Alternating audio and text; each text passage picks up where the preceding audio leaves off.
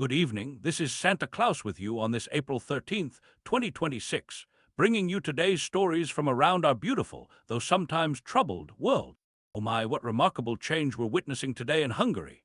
Peter Magyar, once a loyal supporter of Prime Minister Viktor Orban, has achieved what many thought impossible, ending Orban's 16-year rule with a landslide victory.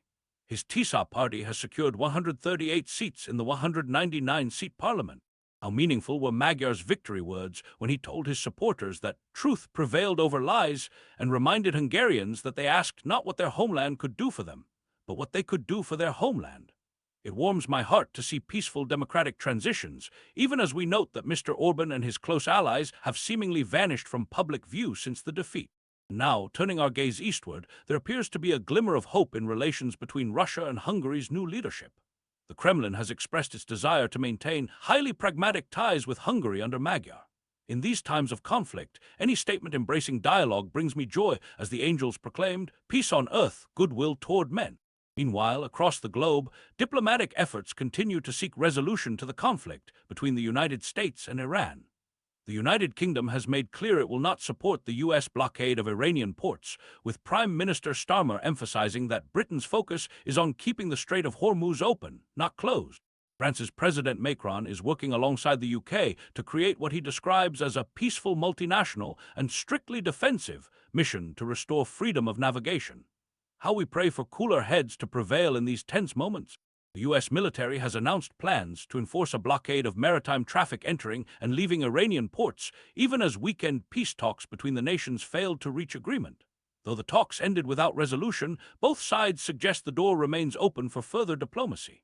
Let us hope and pray they find common ground, for as we know, blessed are the peacemakers. Let us pause for a moment and reflect on the struggles of our farming communities.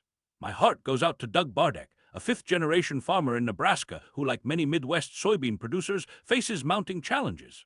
High costs of fuel, equipment, and fertilizer, made worse by global conflicts and trade tensions, weigh heavily on these hardworking families who feed so many. Our biggest struggles are our inputs, says Mr. Bardek, feeling that farmers are painted in the corner. We must remember that those who work the land deserve our support and fair treatment, for when they prosper, we all have food on our tables. On the other hand, we see troubling developments in the Russia-Ukraine conflict, where despite promises of an Easter ceasefire, fighting has continued. Though Russian President Putin declared a pause for Orthodox Easter, Ukraine reports numerous attacks still taking place. President Zelensky has proposed extending the ceasefire, reminding us all that choosing peace over war is the higher path. May they find the wisdom to silence the guns and open their hearts to reconciliation. In Ireland, protests over fuel prices continue to disrupt roadways despite the government's improved support package. The main M50 motorway in Dublin remains congested as truckers and farmers express their concerns about rising energy costs. These difficult times remind us of our duty to care for one another and ensure that basic needs remain affordable for all families. And looking to Canada, Prime Minister Mark Carney appears set to secure a parliamentary majority in today's special elections, which would strengthen his government's ability to address the ongoing trade challenges with the United States. Our neighbors to the north seek stability in these uncertain times.